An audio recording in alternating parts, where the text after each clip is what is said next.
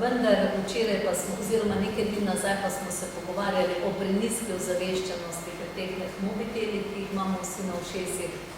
Izdelane so bile brošure, dali jih bomo ali pa smo jih že dali na našo spletno stran in definitivno moramo v tej smeri bolj se posluževati tudi možnih ukrepov, s katerimi se lahko zavarujemo pred sevanji, za katere še nihče ne reče točno, da so sevanje, kar se ni dognano. Definitivno je pa dognano, da imamo mobitele vsi od 0 do 100 let in da posledic, ki se bodo zgodile čez nekaj 10 let, še ni jasno. In zato poskušamo to držati dlje od sebe, kadar je le možno. Pri vsem tem enoletnem delu naj povem še svoje osebna doživljanja in kaj mi bo ostalo za večno v spominu.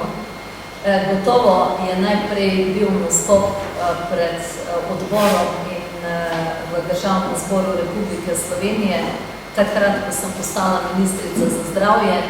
Takrat sem tudi pozvala ženske, da dajmo malo bolj skup držati, ker so me resnično ženske najbolj kritizirale.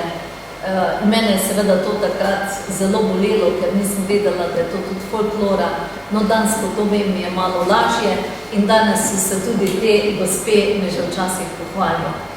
Potem, da sem v Bruslju nastopila v parlamentu in sem rekla, da so to sanje, ki jih nikoli niti sanjala, nisem kot predsedujoča, in da sem v Bruslju na konferenci za varno hrano pričela moj nagovor za slovensko zdravnico, ker sem rekla, da sem toliko ponosna na to, da lahko sredi Bruslja govorimo slovenski jezik in da nas vsi razumejo preko prevajalcev, da je to doživeti nekaj neverjetnega, seveda v primerjavi z leti nazaj.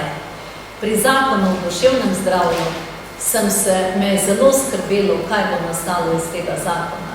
Ali bo tukaj, glede na to, da ga 15 let nihče ni dal v ospredje, kaj za tem stoji, kdo vse me bo napadel za ta zakon, kakšne zgodbe se bodo iz tega naredile.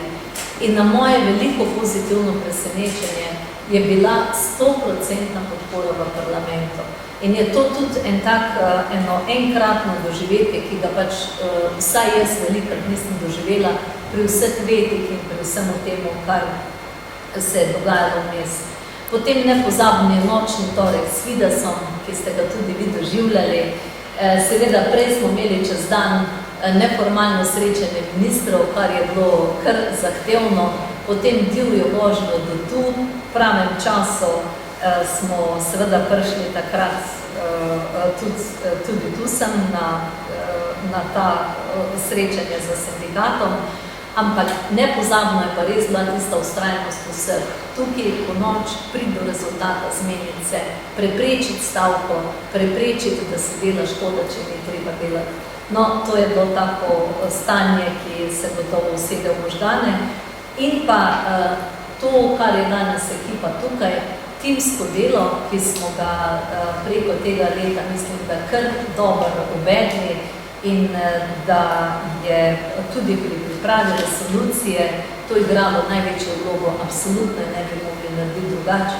Če ne bi bilo res ogromno teh brainstormingov, tudi nočnih, kar smo se umaknili recimo v Ptuj ali nekam, smo bili 2-3krat, tako da je skozi to potem tudi prišlo do tega končnega rezultata. Hvala lepa.